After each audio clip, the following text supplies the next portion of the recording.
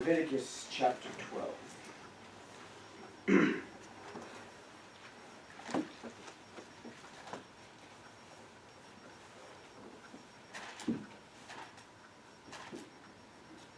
And the Lord spake unto Moses, saying, Speak unto the children of Israel, saying, If a woman have conceived seed, and born a man-child, then she shall be unclean 7 days, according to the days of the separation for her infirmity shall she be unclean. And in the 8th day the flesh of his foreskin shall be circumcised, and she shall then continue in the blood of her purifying 30 days. She shall touch no hallowed thing, nor come into the sanctuary, until the days of her purifying be fulfilled. But if she bear a maid child, then she shall be unclean 2 weeks, as in her separation, and she shall continue in the blood of her purifying 60 days. And when the days of her purifying are fulfilled, for a son or for a daughter, she shall bring a lamb of the first year for a burnt offering, and a young pigeon or a turtle dove for a sin offering unto the door of the tabernacle of the congregation unto the priest, who shall offer it before the Lord, and make an atonement for her, and she shall be cleansed from the issue of her blood. This is the law for her that hath borne a male or a female. And if she be not able to bring a lamb, then she shall bring 2 turtle doves, 2 turtles, or 2 young pigeons, the one for the burnt offering, and the other for a sin offering. And the priest shall make an atonement for her, and she shall be clean. Let's pray. Dear Lord, we thank you for this day. We thank you that it's Sunday, Lord, and we can come to church freely in this country, Lord. And I pray that you bless the service, Lord. Bless our pastor as he preaches on your word, and he preaches about what you've done for us, Lord. And I just pray you give him power and fervency, Lord, and give us, the people listening, understanding, Lord, and help us to listen, Lord, and give you permission to speak to us in any way that we have faulted against your law, Lord. And I just pray that you'd bless the rest of our day, Lord. Bless us as we try to do your will. In Jesus' name, amen.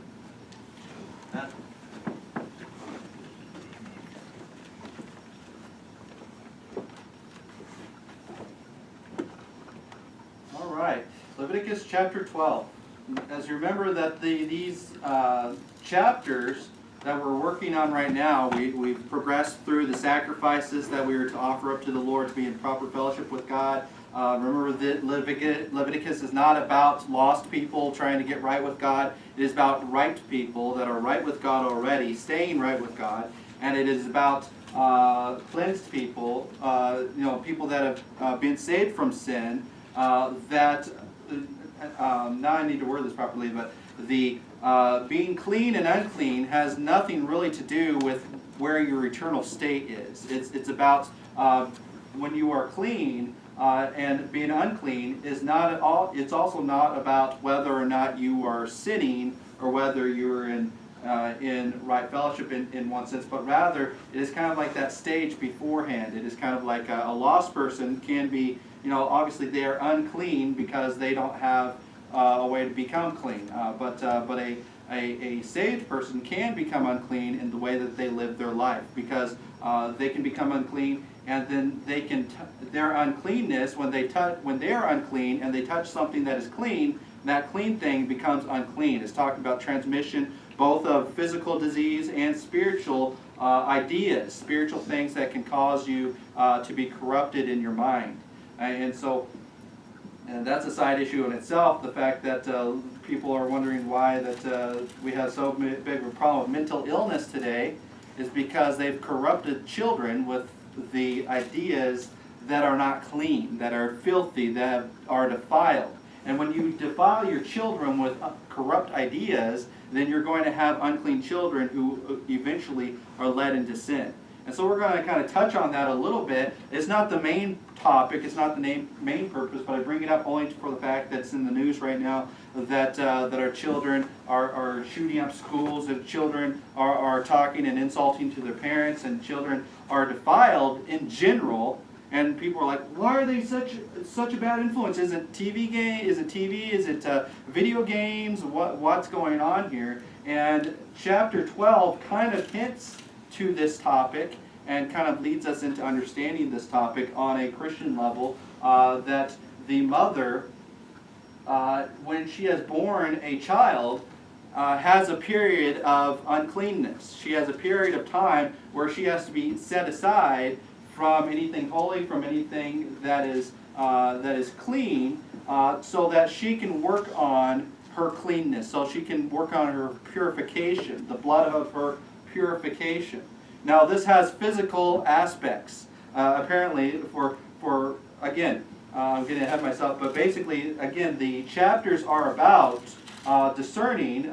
According to chapter 10, verse 10, it says, they may put difference between holy and unholy, and between unclean and clean. And then also verse 3, when Moses said unto Aaron, this is that the Lord spake, saying, I will be sanctified in them that come nigh to me, and before all the people that will be glorified, and I will be glorified. And Aaron held his peace. And so we understand that these chapters are talking about how that we can be right before the Lord. It's not just talking about our physicalness, being clean, while that has, again, when God deals with things, He deals with mind, body, and spirit. He does not just deal with one aspect of the human being. He deals with the whole aspect of the human being. So when He's teaching about the sacrifices, about being clean and unclean, He's not just teaching about washing your face and having a clean body. He's also talking about washing your mind and having a clean mind. He's also talking about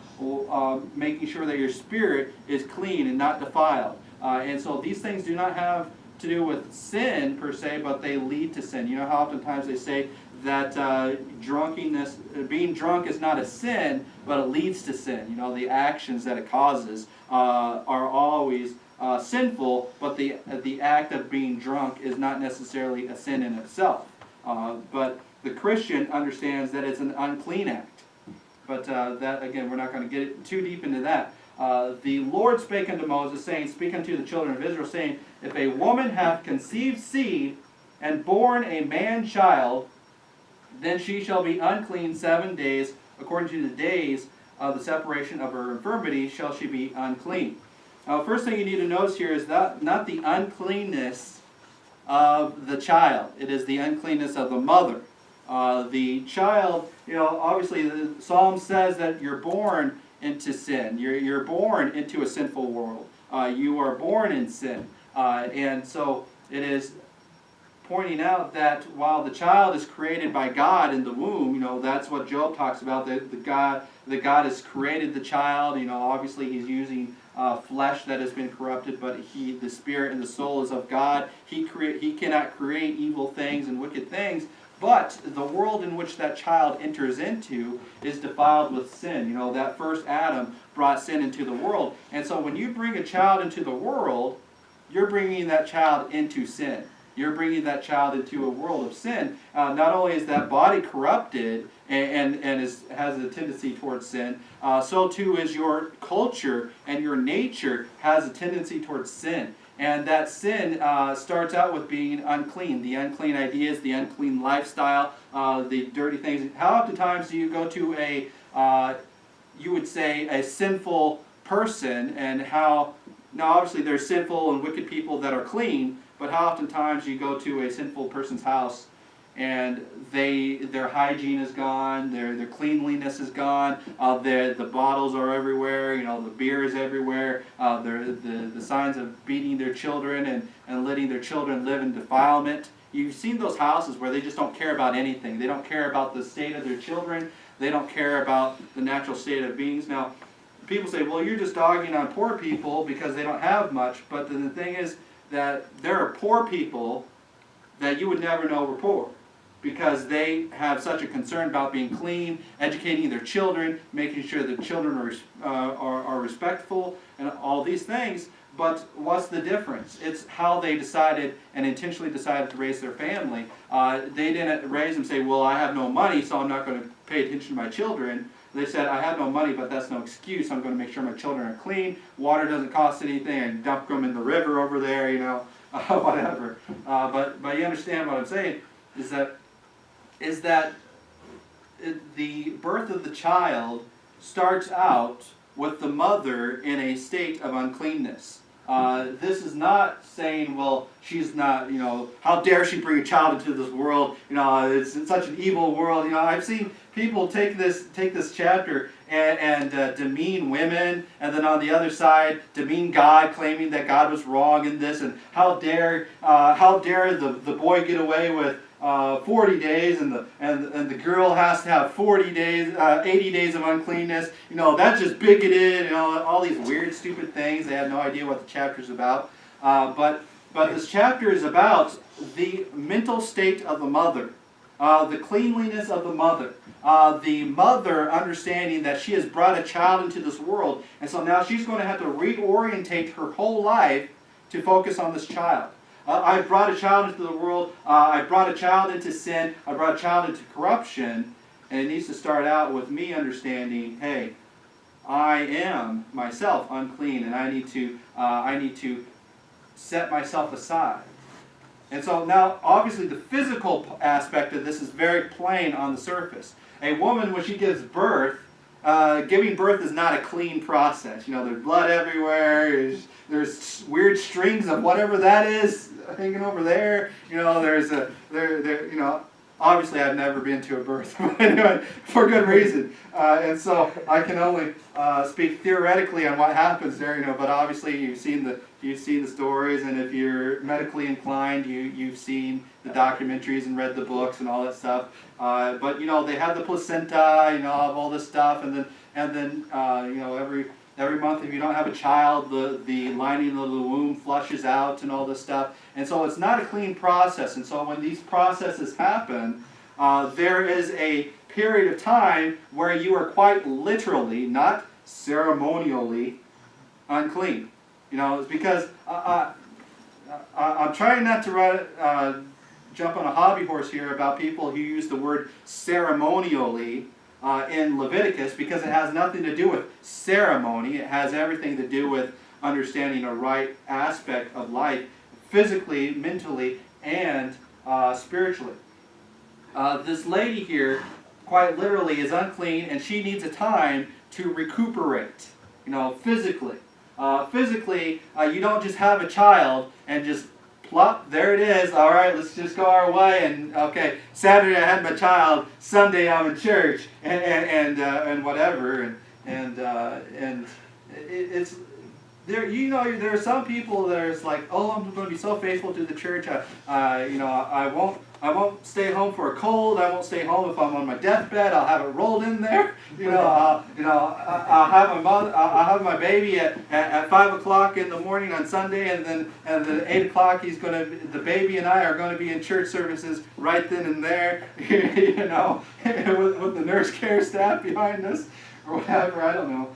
No, the Bible says, hey, now 40 days you don't show up at church. If it's a guy, 40 days. If it's a girl, you get 2 months. Lucky you. And so we see here in this process the physical reality that it has for the lady, in that when she gives birth, she needs to take care of her body, make sure that make sure that her mind is not in that crazy state of, well, I need to go to church tomorrow. But rather, I need to take care of this child for the next 40 days. I need to take care of this child for the next 80 days. I need to refocus. I need to reorientate myself. I used to be single, now I'm a mother. I used to have one child, now I have 2. And in the case of those ladies who have more than one child at a time, I used to have 1, now I have 40. It's like whatever. But anyway, and so he says, if a woman has conceived seed and born a man child, she shall be unclean 7 days, according to the days of separation for her infirmity, shall she be unclean. And the 8th day the flesh of the foreskin shall be circumcised, and she shall then continue in her blood of purifying 3 and 30 days. It takes a while for that for the body to heal up, and you need to allow your body to heal up. You shouldn't be going off to the store running errands. You shouldn't be, if you work for a living, jumping back into work. You need to have that maternal time off. And the Bible's backing you up on this. Don't be saying, well, I got to go to work. No, you need to stay home. Don't be doing those things. The first thing we learn, of course, obviously, is that you need to focus on that child. You need to focus on recuperating. And I notice here is like that the mother, through this whole purifying process, is unclean. That does not mean she's a sinful or she's evil or anything. No, that means that she needs to be set aside from holy things. It means she needs to be set aside from the things that have to be done in daily life, because she has this time away from everything, not just her husband or no. That means obviously if she's doing this in her, purifying with the child, then the dad needs to step up and take care of the family while she is doing this. It's not like, well, you got to cook my meals and do all these things right away, right now, even though you just gave birth. No, she has to be set aside from the daily household work as well, in addition to the holy things as well. And she needs to focus on that child. Read some child books or whatever by real people, not fake psychologists. But anyway, and learn about that child and learn how to raise a child. Call grandma over. Remember just like cousin Elizabeth, was it that went to Mary or something? Was it Elizabeth? I can't remember. I believe it was Elizabeth. And she and Mary were together for a while before the conception. If it wasn't for the taxes, she would have still been there. You notice that you don't have to go to church, but you have to go to pay your taxes. Anyway, so anyway, that's a whole other subject. Make your wife go pay your taxes. For the census, we stay home from church, but not the census. It makes no census, right? But anyway. And she shall be continued in her blood of her purifying 30 days. So this process is called continuing the day of her purifying. The blood of her purifying 30 days. That child comes in through blood, and that's another subject as well, is the blood. And one of these days I'm just going to I'm going to preach a series of sermons on the blood. The blood of Christ, the blood of the womb, the blood of the covenants, and all that. It's just something to look into. And she shall continue in her blood of purifying 3 days. So this process of this unclean process is a process of purifying. It's not a process of, well, I'm not right with the Lord. No, it's a process of purifying. So in uncleanness, there are two different types. There's uncleanness of rebellion, and then there's the uncleanness of purifying, getting yourself right, getting yourself properly prepared for the task at hand, or getting yourself properly sanctified for the Lord's use. And so uncleanness does not just mean the person's lost. It just means that person is not in the right state to have fellowship with the Lord for one reason or another, whether it's in rebellion or whether it's in a process of purifying to be able to take care of a child. And so notice here as well is that the two different times, it's double, it's 40 days for the boy, and then it is 80 days for the girl. Now it is not for that baby to be cleansed, it is for the mother to be cleansed. Oh, I have a girl, so I'm twice as dirty? No, it means, and what this means is that you need to remember, this is a physical aspect of healing time for the mother and for the wife. It's also a mental aspect of reorientating your mind to saying, now I'm a mother of this child, I need to raise it. And it's also a spiritual aspect in understanding that these two children are not the same. A boy is not the same as a girl. Now, notice here, while the times are different, the sin sacrifice is the same. So I need to know something here is that a boy and a girl are not the same, but their soul is the same in requiring the same sacrifice for sin. And so that's important. But also remember that this sacrifice for sin is not for the child, it is for the mother. And so these are important things to remember here. Oftentimes people say, well, the sacrifice is for the child. No, the sacrifice is for the mother. And if she be not able to bring a lamb, see, who shall offer, verse 6, when the days of her purifying are fulfilled, for a son or for a daughter, it doesn't matter which one you have, the uncleanness time is different, but as far as what sacrifice you're to offer, is the same, because sin, whether you're a boy or a girl, is all the same. It's the soul is the same. The spirit is the same. The physical body is what is different. And of course there's mental differences as well because of the physical bodies and the chemicals, but I'm not going to get into that today.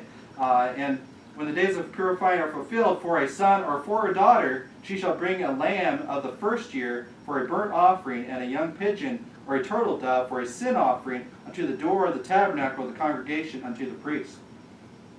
Who shall offer it before the Lord and make an atonement for her, she shall be cleansed from the issue of her blood. This is the law for her that hath borne, male or female. So notice here, while the cleansing times are different, the sacrifice is the same, and it is for her. And so the sacrifice, what she gives, she offers to the Lord a burnt offering, and she offers to the Lord, on top of that burnt offering, a sacrifice for her sin, not the child's sin. Because remember, the psalmist said that in iniquity did my mother conceive me, and in sin I was born. I forget exactly the verse, but it is that's that verse. What it's saying is that it's the mother's sin, it is the mother's iniquity, it's the mother's uncleanness, understanding that she has already been defiled, and she's bringing this child that God has given to her into the world. And so what she is doing in this process is purifying herself, making herself prepared and ready to raise this child. And then after that cleansing time, that purification time is over, she's offering the burnt offering to say, Lord, I give myself entirely over to you in raising this child. And then on the sin offering, she says, Lord, I know that there are sins that I have done and committed that I want to make right with you so that I can raise this child in the proper way. And so this child is being raised in a proper way. The mother is saying, first of all, with the boy, obviously a boy is tougher. You know, he's the stronger vessel. He is the one who is, you know, he has the covenant with in his flesh and so forth. And so that he gets 40 days, but he gets cut in the flesh. And then as a picture that he set aside for the Lord, that his mother's and his father is going to raise him to the Lord. That's that covenant, that they're going to be raised in the covenant to the Lord as a holy nation, as a holy people, even if they themselves are not saved, they themselves will be raised in a clean, godly way. And so this purification time, I believe, is double for the child, the mother's girl, the maid. The reason why the maid is double here. If verse 5, if she bear a maid child, then she shall be unclean 2 weeks, as in her separation, and she shall continue in the blood of her purifying 66 days, for a total of 80. And so this is basically saying, hey, it is the girl is going to be raising the next generation. I need to be more careful with the girl. I need to take more time with the girl. You know, a lot of times when you have a boy, you're like, Sean, let's go play with power drills. Let's go do these sporty things. Let's go outside and hey, 40 acres of wheat, you know, whatever, you know, it's harvest 40 acres of wheat. Let's go, hurrah, you know, and it's like little Junior's only 2 weeks old and Dad's already taken him out, whatever, you know, grr, you know, it's like we talking about all this manually He-Man stuff, you know, it's like all strong and boisterous, you know. Obviously that's just one type, and that's a stereotype of the masculine man. Obviously there's other types, like Jacob was more of an indoorsy type of guy and more of a girl, you know, a girl, you know, a mama's boy. That's what it is. And so you understand that he obviously struggled in life, but obviously God uses a He-Man like Esau and a mama's boy like Jacob. So you need to understand that just because you're a guy does not mean you have to be ultra masculine. But anyway, that's the idea, just to show the separation and to show the distinction. You sometimes exaggerate the model. But here in this passage, it's kind of showing us that yes, she needs to understand that she's raising the next generation. She's not just like, okay, this inconvenience over here is done. Now I'm going to go my way and live my life. You know, that's the problem with a lot of people today, is that this inconvenience, if I haven't already aborted it and I haven't already adopted it out, And if I haven't already, and I've decided to keep the child, then I'm going to toss it in daycare and go on my way and live my life. And this inconvenience over here, while it's nice to have a little child, I don't really want to raise it. And that's the problem. But here the thing is, remember that God is teaching us the godly way to understand cleanness and uncleanness here. And the godly way to understand this is that the moment that child comes into the world, you need to understand what condition that child is coming in, that God made that child, and yet he's coming into a sinful, wicked world, and you conceived him in iniquity, which means that you yourself are not an uncorrupted person. You're not Mary Immaculate or something like that the Catholics believe in. You're already defiled. You're already unclean. You need to offer a sacrifice to the Lord for being separate from true. You see, when they're separated for 40 days or 80 days, they need to offer those sacrifices because, hey, I wasn't in church, I wasn't in all those things. Obviously I've been purifying my life, but I haven't been close to the Lord, so I need to get back in proper fellowship with the sacrifice, saying, hey, I'm still giving my whole life over to you, and my sin is paid by you, and so I want you to know, Lord, that I'm going to raise this child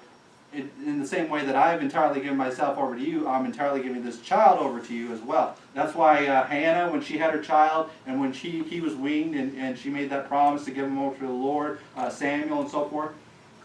So in this passage, we need to understand, not only is it about the physical cleansing, but the times here is about saying, hey, I'm raising the next generation.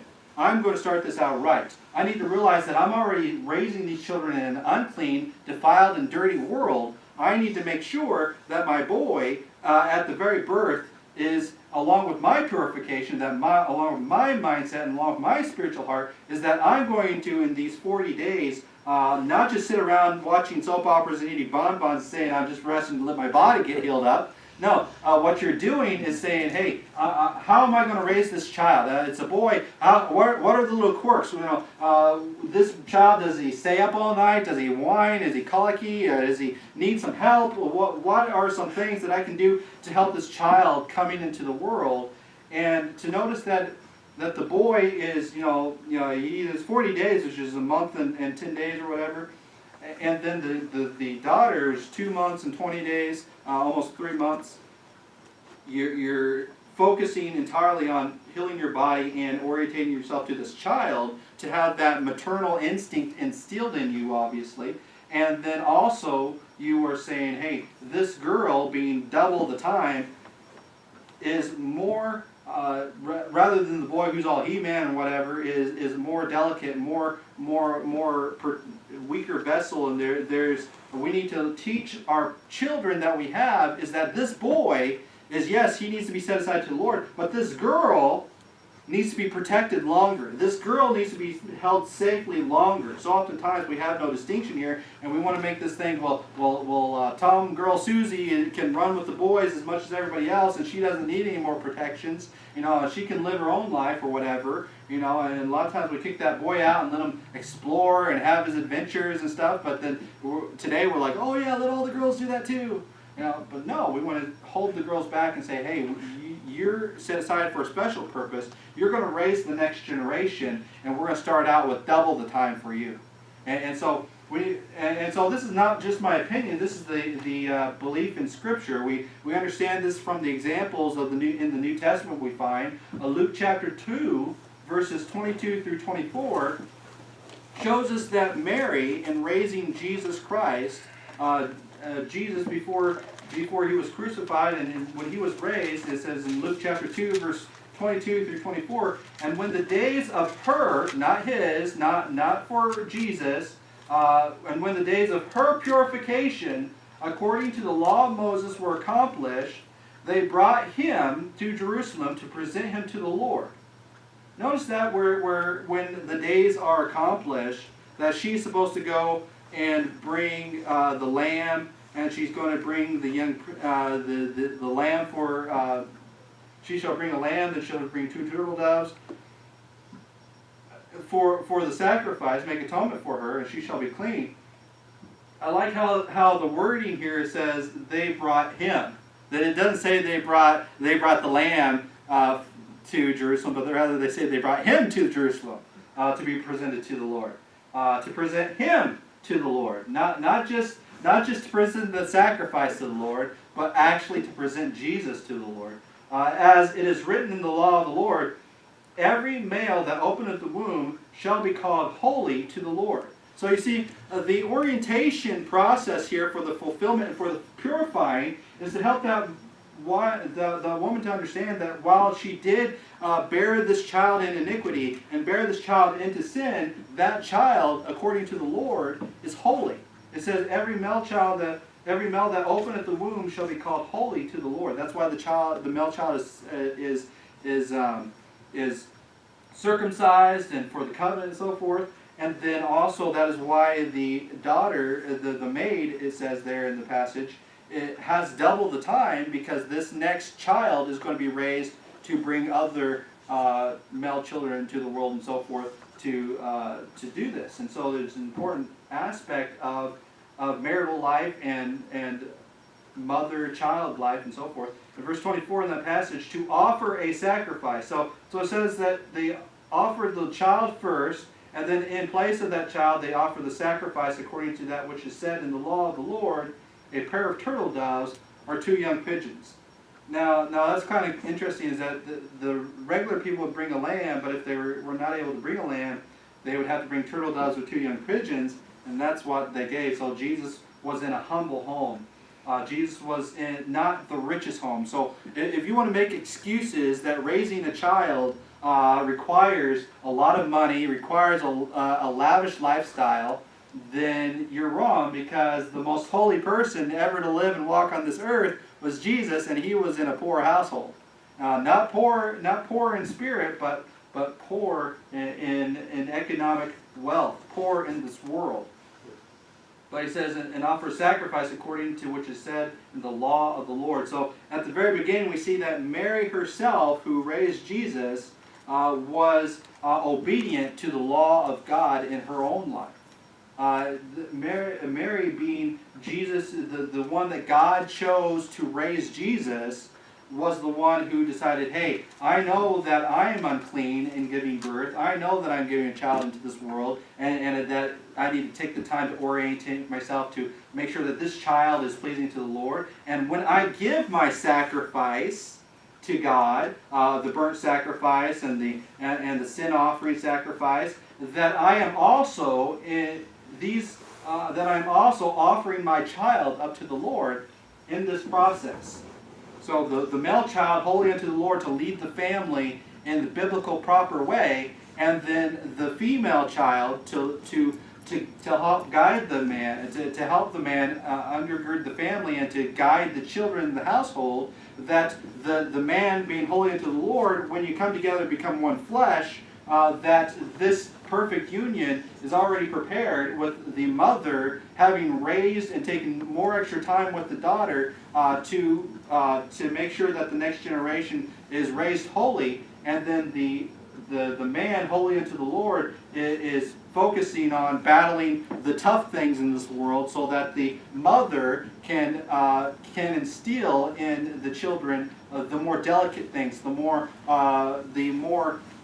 humane things, the more caring things, that the man can say, I'm defending my family, I'm defending this people, I'm like the Lord in his judgment, and the mother is like the Lord in his mercy, and these things coming together one flesh create the perfect union. But it starts out with not just the child being clean, but rather every birth.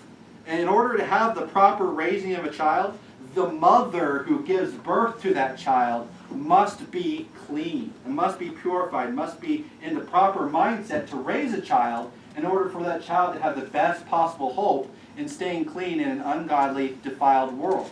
And so we understand that through passages like 1 Timothy chapter 2, verse 11 through 15. We covered some of these in Sunday school. It says, let the woman learn in silence with all subjection. See the example. Now, let's go ahead and go to 1 Timothy chapter 2, verse 11, because obviously this let this woman learn in silence with all subjection has context, and we want to kind of look into that for this purpose.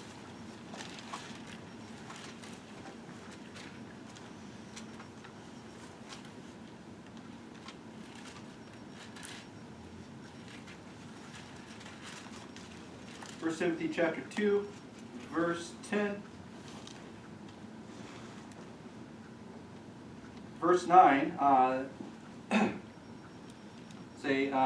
let's go ahead in verse 2, chapter 2, verse 1. I exhort therefore that first of all supplications, prayer, and intercessions, giving of thanks, be made for all men, for kings, and it's talking about submission to authority, for kings, for all that are in authority, that we may lead a quiet and peaceful life in all good godliness and honesty.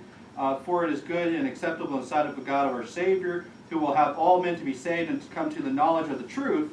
For there is one God, one mediator between God and man Christ Jesus, who gave himself ransom for all, to be testified in due time. Whereunto I am ordained a preacher and an apostle. I speak the truth in Christ and lie not, a teacher of the Gentiles in faith and verity. I will therefore. So why are we to do all these things? Why is the lady supposed to be in subjection? First of all, that supplications, prayers, intercessions be given thanks to be made for all men. It talks about kings in authority. That when you're teaching, when you're submitting to your husband, you're teaching submission to God. You're teaching submission to authority. And when the child sees in the household that you are, as the mother, are submitting to the husband, that child, whether boy or girl, learns submission to God and authority of kings and princes. The problem with kids today is that they see mother rising up against father and saying, "How dare you? This is my child. Don't spank him. You know, have mercy upon the child." Or even worse, the mother beats the husband, and the husband is, "Yes, dear. Oh, don't hurt me again. Don't hurt me. I'll have to call the police." Anyway. Unfortunately, we laugh about that, but unfortunately that's the direction this world is going to, that there is no submission to authority. Why does little Raphael and little Johnny go out into the streets and kill the police officer? Because how dare that police officer tell me to stop at the stop sign? That's a little extreme, but it's happened very many times. And so he says, I exhort therefore that first of all supplications and prayers and intercessions and give thanks be made for all men. So we see respect for all men leads to respect for kings and for all that are in authority. And so that when we have respect for authority, we'll be able to live a quiet and peaceful life. A family that has a wife that is not in subjection is a loud and noisy and rude family. So you got to be very careful of that. You don't think it'll lead to your children, but it will. And the cleaning process, starting with the mother in subjection in all authority, even if he's not the greatest guy, obviously there's a lot of problems with men, and the only one who's going to help that man or cares to help him at all is his wife. That's why she's so frustrated all the time. But anyway, I don't want to go on that rant. I need to keep on track here. Who will have all men to be saved and come to the knowledge of the truth. That's the purpose of submission to authority. Because if we have submission to authority, then they can learn the truth without being arrogant. How oftentimes does, when you go to the door and knock on the door and say, "Hey, do you know why Christ came to die for you?" "How dare you even imply that, shoving that stuff down my throat? How dare you?" Why? They are not submitted to authority. They don't care about authority. They think that all you care about is your little religion. I don't believe in that stuff. I'd much rather believe that aliens seeded the earth bazillions years ago and not really believe in authority. It's live and let live, and whoever is stronger and has the most power wins the game. Before we all die and have no remembrance of it. But anyway. I will therefore that men pray everywhere, lifting up holy hands without wrath and doubting. In like manner also that women adorn themselves in modest apparel, with shamefacedness and sobriety, not with unbraided hair or gold or pearls or costly array, because we don't like them to have all those things. No, because their goal in dressing a certain way is to have show submission to God and her family, and to live a quiet and peaceful life. Because if you are always going out buying jewelry that your husband can't afford, there is no way you're going to be quiet and peaceful in your family. "We're starving to death." "Why are we starving, hubby?" "Well, because you spent it all last week on jewelry." You can't eat jewelry. But anyway. But which becometh women, what is the goal of this thing? Which becometh women professing godliness, that's speaking with your mouth godliness, with good works, backing it up with your actions. So your women are undergirding the whole family, undergirding the whole thing that leads men to call upon the name of the Lord. So why is it we have such rebellion against God and against authority and against people receiving the truth of the gospel? It's because women are not being women in the household, and they are not professing godliness in the household. They are not having due benevolence. When mother raises her children, it's how soon can I get rid of these kids in daycare or abort them or get rid of them so that I can live my life the way I want with corporations and making money and to live the corporate secular life and not raise my family properly and then wonder how society is going down. Let the woman learn in silence. It doesn't say let the woman be ignorant. Remember this. Notice this. It's all about godliness and subjection to authority. So she's learning. Every time you see a godly woman in the Bible, what does it say? She considered these things in her heart.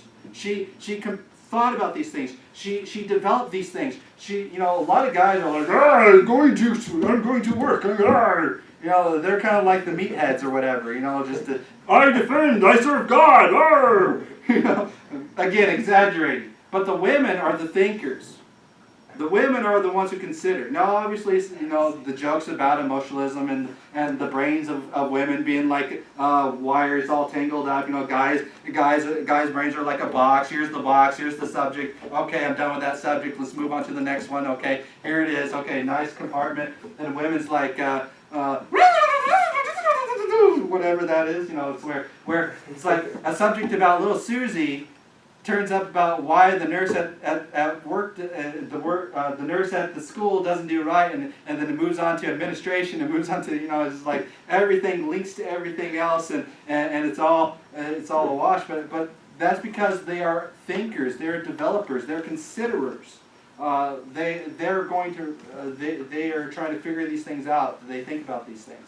You can't do that when your mouth is going like us guys. So. Let the woman learn in silence with all subjection. But I suffer not a woman to teach, nor usurp authority over the man, but to be in silence.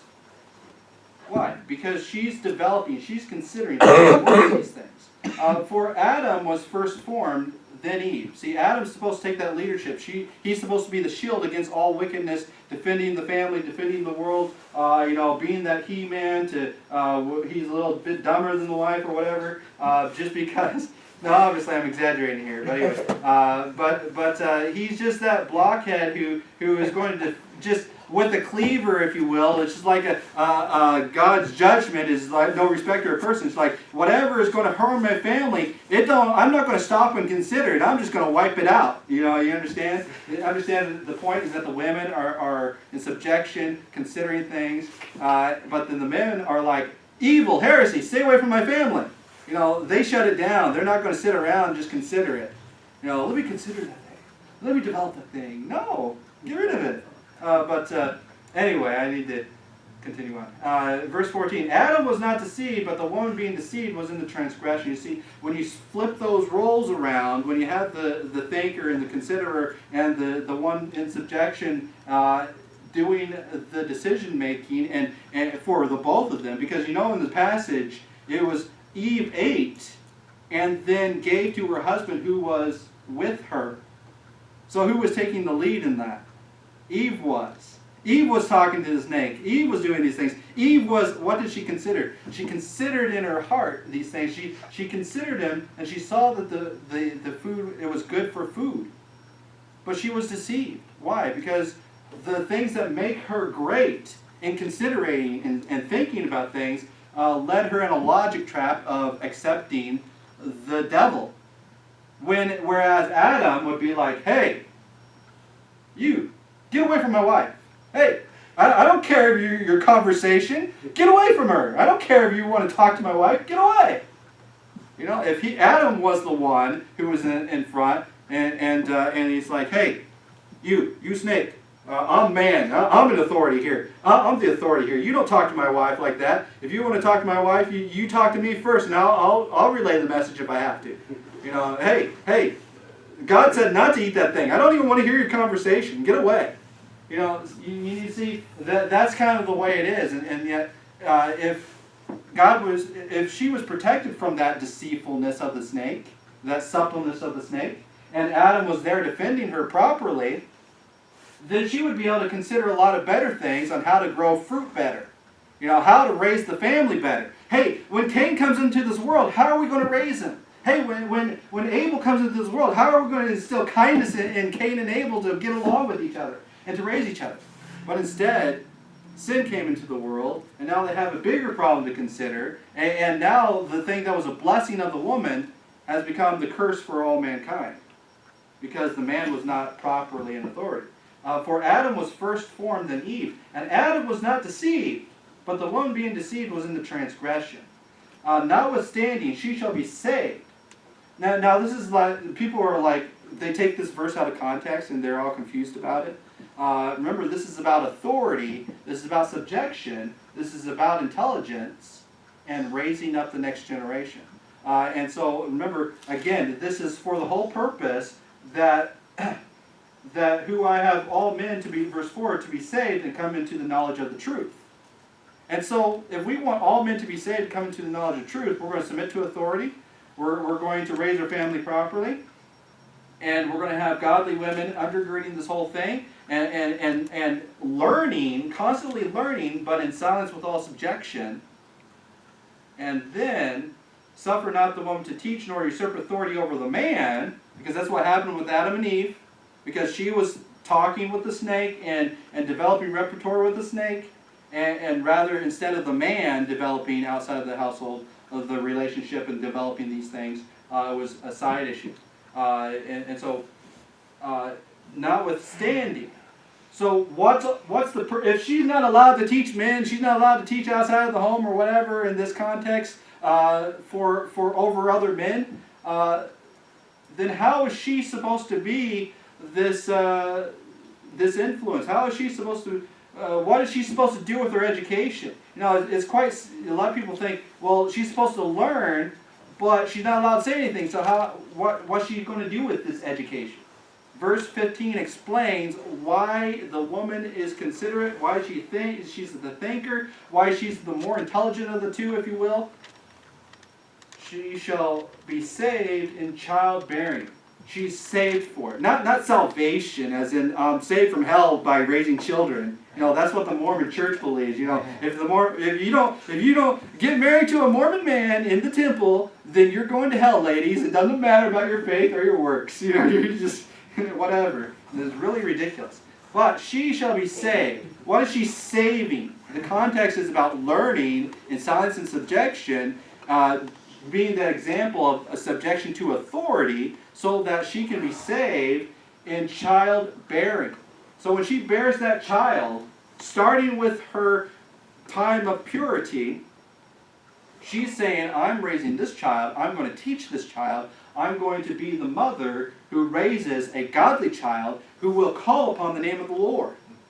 You see, she's supposed to be the smarter of the two, because she's going to be raising the children. She's going to be educating them. she's going to be influencing them in the household. You see, how can she be doing this if she's busy being a busybody? She can't. She has to save herself for the children, to raise the children in the next generation. If they continue, and notwithstanding, she shall be saved in childbearing. That's where her education, that's where her authority, that's where her occupation is.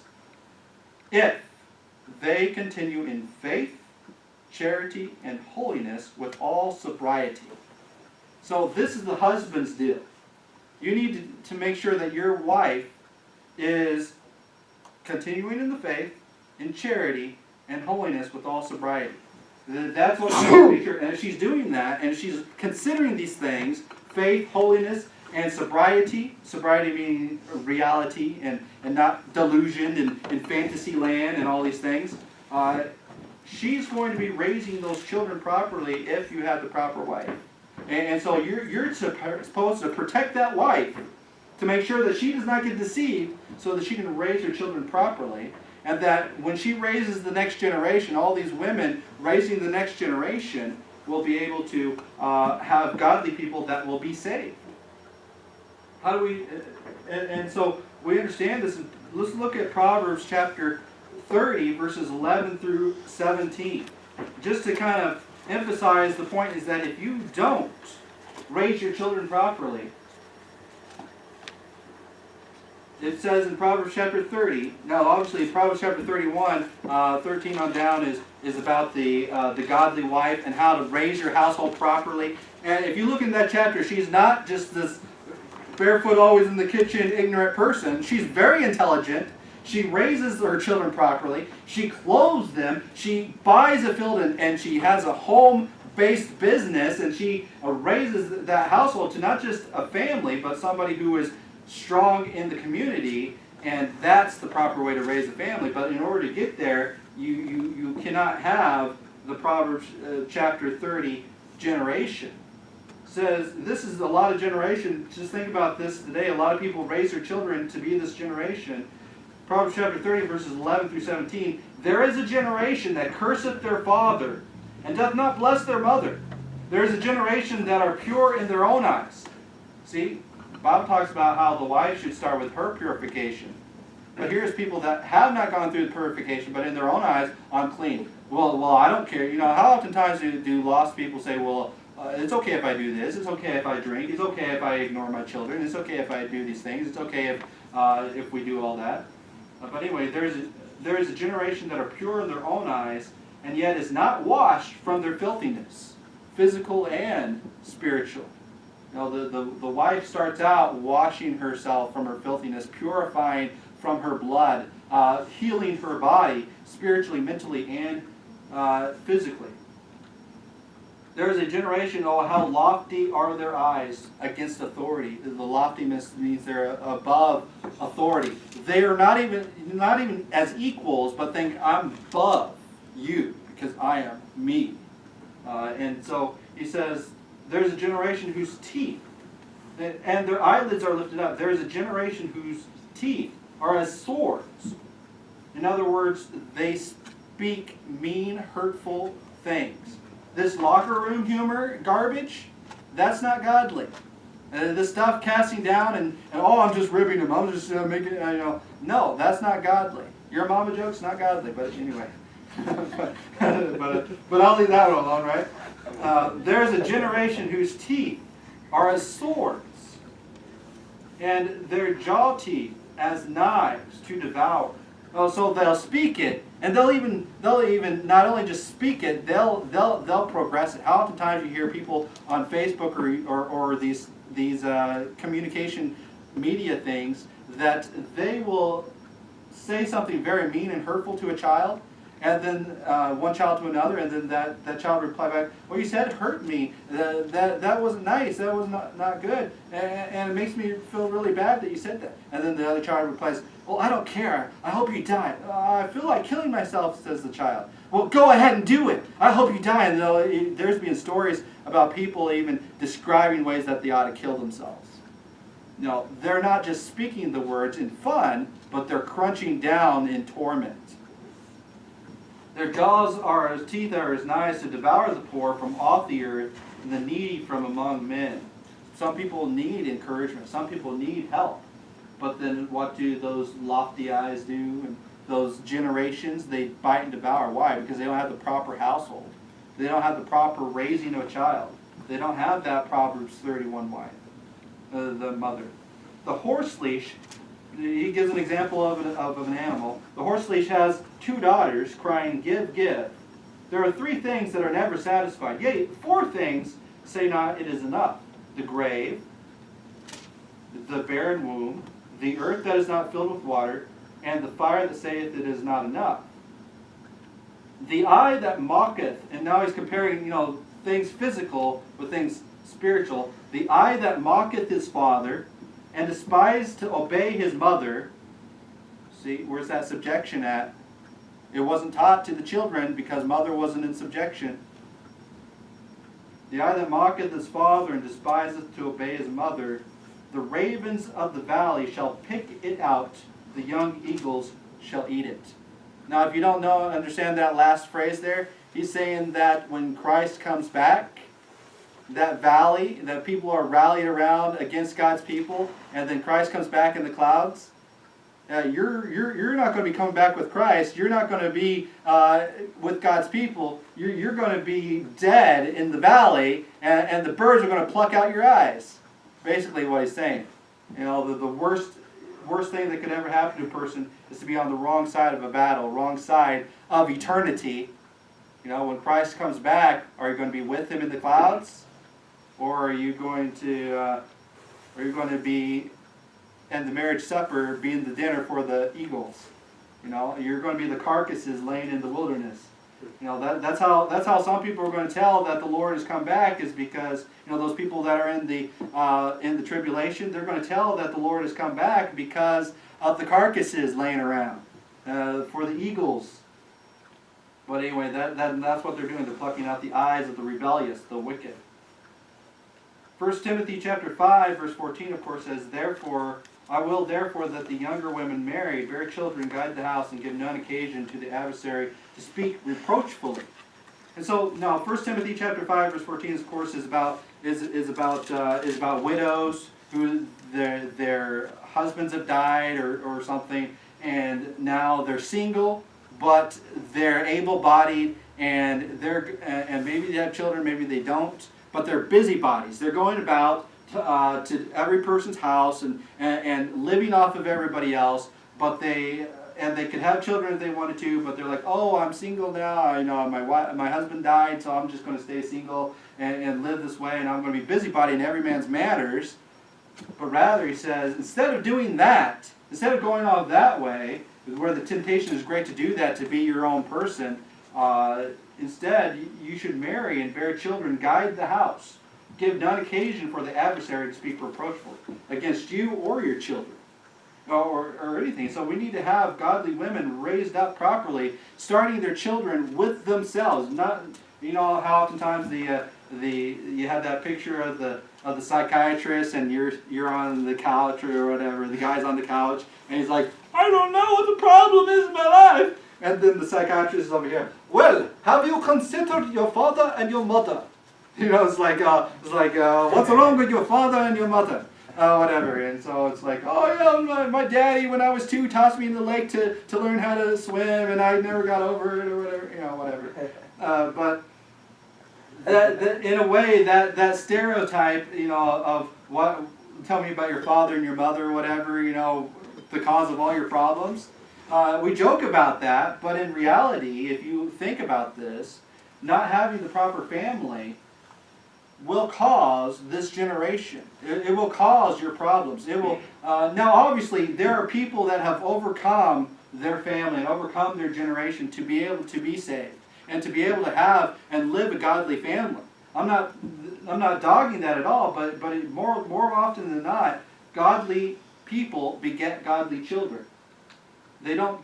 Now, obviously, there'll be rebellion and there'll be exceptions to the rule. But the rule is, if the parents are godly and focus on raising godly children, then oftentimes, more than not, the children will be godly themselves. You know, if you raise up a child in the way that he has to go, when he is old, he'll not depart from it. Now, that's no guarantee that you'll never have problems, but that eventually that child will be raised properly. He said, and so we understand that the younger women should marry, bear children, guide the house, give none occasion to the adversary to speak reproachfully. And then Titus chapter 2, verse 3 through 8, not only does it require that we raise our children starting out in this way, ladies, and especially men, in protecting the ladies and protecting your household in this proper way, is that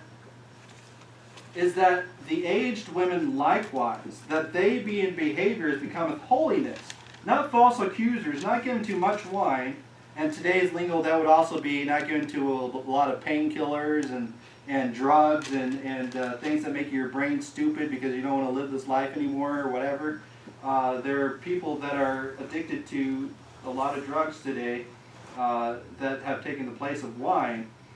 But here in the teachers of good things, that they may teach the young women to be sober, to love their husbands, to love their children, to be discreet, chaste, keepers at home, good, obedient to their own husbands, that the word of God be not blasphemed. So if you don't do these things and you don't want to teach other women to do these things as well, see, it has a societal aspect for the ladies. This is why there's a double purifying for the maids, is because not only do they have to raise their own household properly, they have to, when they get older and gone through all their mistakes, pass on their truth to the next generation.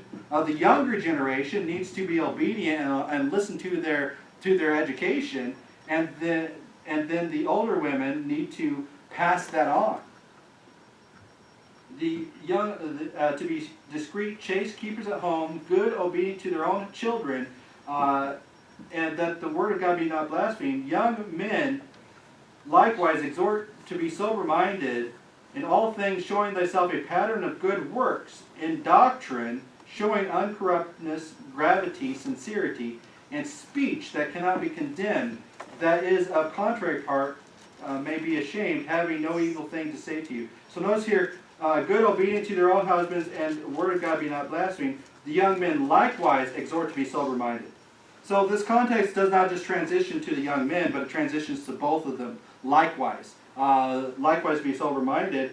And then both of them, the younger women and the young men, in obedience to the older ladies, in all things showing thyself a pattern of good works, in doctrine showing uncorruptness. See, you're teaching the child, you're teaching the young kids, you're teaching the young mothers, you're teaching the young boys in this society.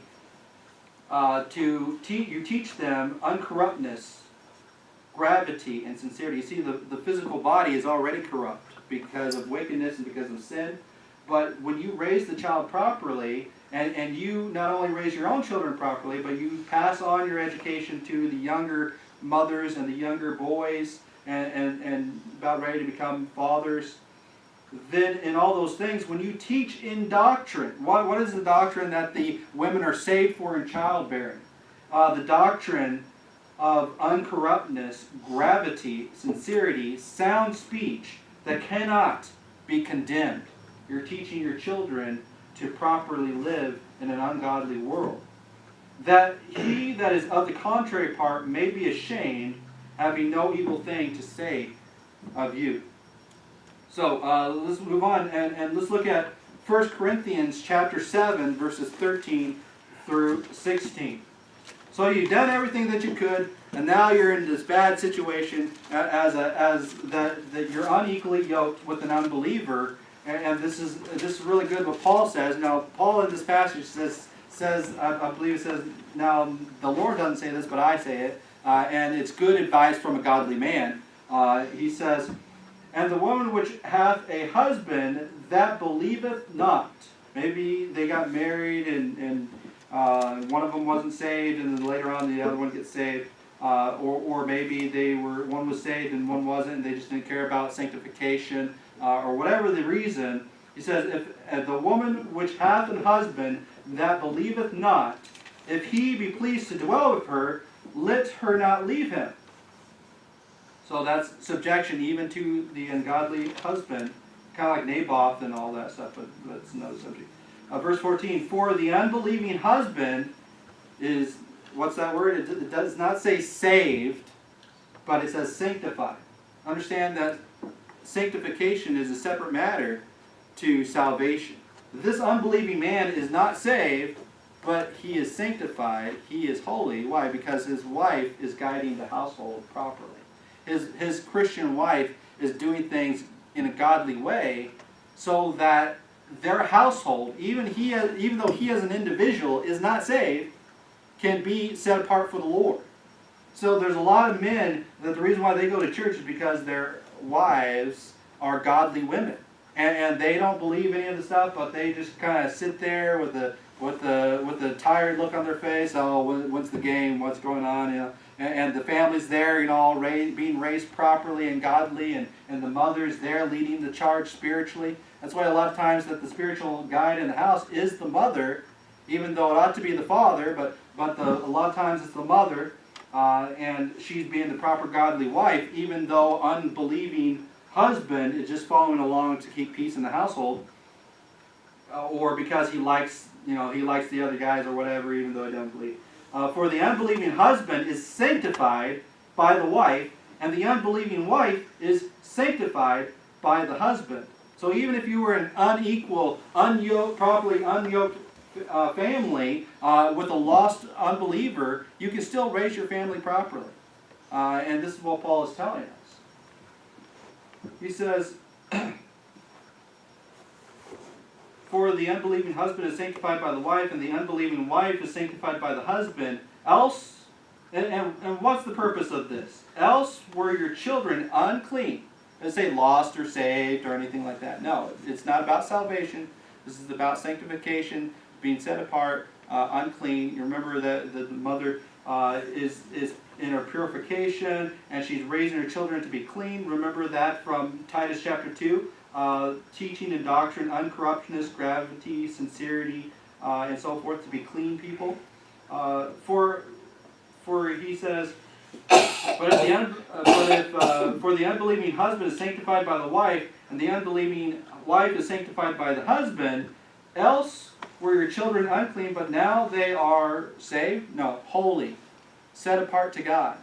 See, this passage is not about salvation, but it's about raising a proper household, so that when they do call upon the name of the Lord, they will have the most opportunity, the best education, the least uncorruptionness in their life. And so the Bible talks about how that the goodness of God leadeth men to repentance. But how are they going to see the goodness of God if you're wives, and if you as women are not properly modeling the things that the Bible tells us to do in our uncleanness from the very time the child is born? See, this is the problem with America today, is that they want to have somebody else raise their children. They want to have their little life over here. I have kids, but they're a distraction. They should be seen and not heard, and all these different things, and their annoyances. No, they're your next generation. They're your job to raise. Get off Facebook, get off YouTube, get off all these things. Quit being contentious with men. Quit being contentious and busybodies in other men's matters. And raise your children in sobriety and submission, and consider the great things of God. Be a learner, be intelligent, be raising the next generation for God. And that starts at the birth of the child. That starts with you realizing that you are in an unclean world, living in a sinful world, but that you are going to raise that child for God in cleanness, so that when it comes time in your holy household, sanctified and holy to God, that child will call upon the name of the Lord and be saved. But if the unbelieving depart, let him depart. There will be children in your life that are not saved. Let them depart.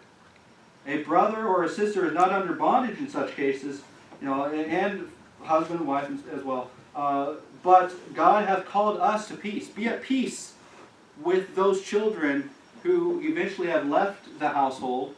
Be at peace with them. Those husbands that have left the household, be at peace with them. Don't talk them down about your husband. If you're raising the children as a single mother or a single father, you're not supposed to talk down to the one who has left, even if they're lost. You're not supposed to insult them. You're supposed to be at peace with them. If you're not at peace with them, you need to get at peace with them. For what knowest thou, O wife, whether thou shalt save thy husband? See, now it's talking about salvation. So you can sanctify your husband by staying with them in order for the possibility of saving your husband.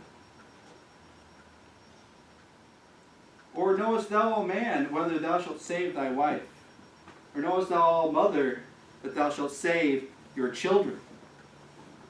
See, salvation of your child does not just start where suddenly he hears the gospel message in Sunday school or from door knocking or something. Salvation, leading a child to salvation, starts by making a sanctified house, by making a holy house, even if your spouse or children in there are not saved. It has nothing to do with salvation, but it leads to salvation. And the goodness of God, the goodness of a godly household will lead your children to salvation. And it's obviously up to them to whether or not they are going to accept it or reject it. But if you want to give them the most opportunity to accept it and to be a godly, holy person and to lead a godly, holy life, then you're going to start with the birth of that child, doing special emphasis with the daughter of that, your daughters, to make sure that they are in subjection properly, showing a soberness about them, showing a humbleness about them to God, so that when they raise children, they'll be properly suited to raise a child in uncorruptness, in sobriety and seriousness, and in faithful words.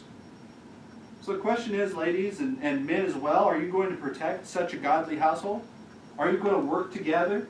Are you going to make sure that when your children have been are born, starting from the time that they are born, all the way up to the time that they leave your household and you are at peace with them, whether saved or lost, are you going to make a holy household to make sure, especially you guys single, that you're looking for the future? The time to work on that is now, to make sure that you have the set standards and that the person that you're looking to marry will know what they're coming into, that this is going to be a holy household, a sanctified household, so that our children one day can call upon the name of the Lord and be saved. And not only that, they'll raise a generation not haughty, but humble. So the question is, as we as Americans especially, how can we save our nation? By teaching these virtues, by teaching cleanness, by teaching that cleanness starts with the mother and with the child at birth. Let's pray.